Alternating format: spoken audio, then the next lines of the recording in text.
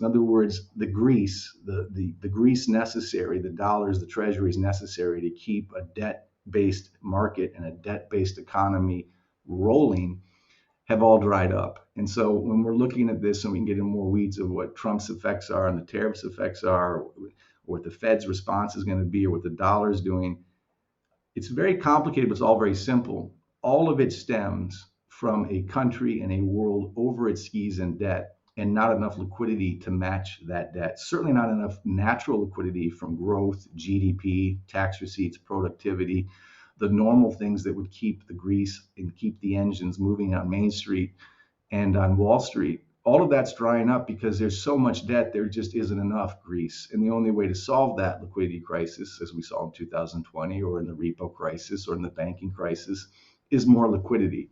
And that, of course, is inherently inflationary at the end. You can have deflationary moments like a market mean reversion or a recession, but the solution is always throwing more liquidity at a liquidity crisis. The problem is that liquidity is man-made, it's mouse-clicked, it's synthetic, it's highly inflationary, it debases the currency.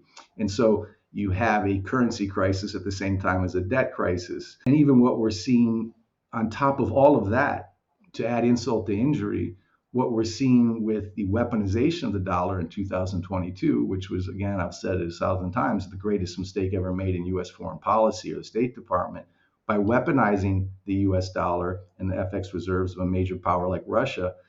The BRICS have risen. The data for that we can get into is undeniable. The de-dollarization trend is undeniable.